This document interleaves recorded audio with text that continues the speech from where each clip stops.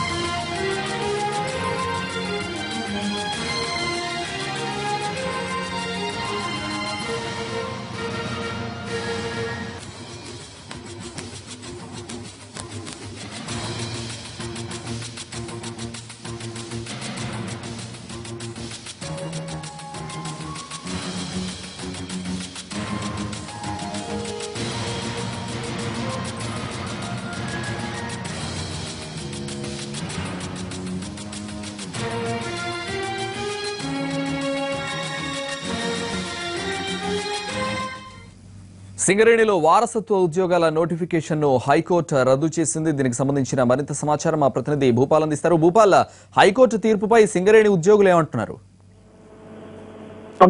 సింగరేణిలో వారసత్వ ఉద్యోగాలు ఇవ్వాలని టీఆర్ఎస్ ప్రభుత్వం నిర్ణయం చేసుకుంది. ఈ మేరకు నోటిఫికేషన్ కూడా జారీ చేసింది. ప్రధానంగా సింగరేణిలో పనిచేస్తున్న రిటైర్మెంట్ 60 సంవత్సరాల వయసు ఉంటుంది. ఈ 60 సంవత్సరాల కంటే ముందు ఉన్న వాళ్ళకి కొంతమందికి అంటే అన్ఫిట్ ఉన్న వాళ్ళు, అదేవిధంగా చనిపోయిన కేసులు కొన్ని ఉన్నాయి. అయితే ఈ సింగరేణిలో వారసత్వ ఉద్యోగాలు ఇవ్వాలంటూ డిపెండెంట్ ఎంప్లాయ్మెంట్ అంటారు. వీళ్ళకి ఇవ్వాలంటూ దాదాపుగా ఒక దశాబ్ద కాలంలో ఇక్కడ సింగరేణిలో పనిచేస్తున్న కార్మిక సంఘాలు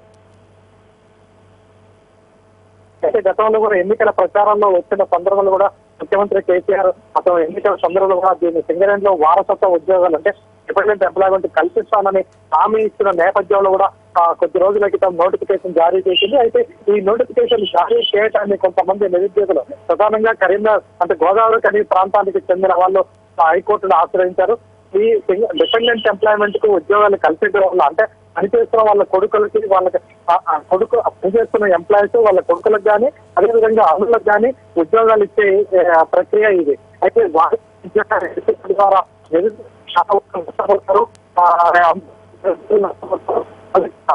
ఉద్యోగాలు కల్పించాల్సిన అవసరం ఉందంటూ కొంతమంది కోర్టుకు వెళ్లడంతో ఈ రోజు హైకోర్టు కొద్దిసేపటి క్రితమే తీర్పిచ్చింది. దీన్ని తీర్పు ఇస్తూ కూడా అంటే ఈ విధానం తప్పు అని చెప్తూ అదేవిధంగా కొత్తగా మొత్తం రిక్రూట్మెంట్ కి మళ్ళీ నోటిఫికేషన్ జారీ చేయాలని హైకోర్టు ఆదేశాలు జారీ చేసినట్టుగా.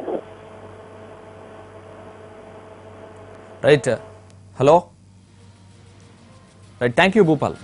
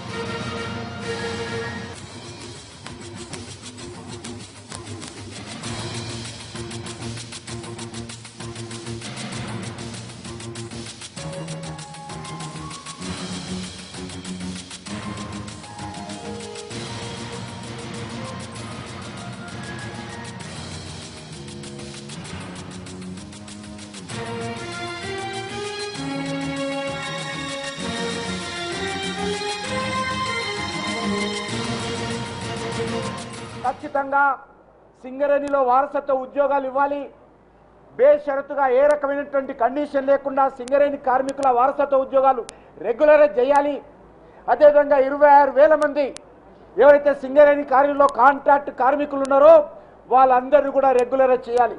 కేసీఆర్ గారు చెప్పారు, తెలంగాణలో టీఆర్ఎస్ ప్రభుత్వం అధికారంలోకి వస్తే ఈరోజు కాంట్రాక్ట్ అనే పదమే ఉండకూడదని చెప్పాడు.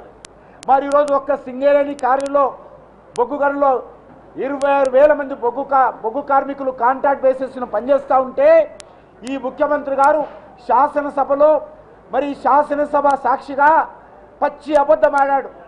సింగరేణి బొగ్గు గనుల్లో కాంట్రాక్ట్ కార్మికులు లేరని చెప్పి మాట్లాడారు.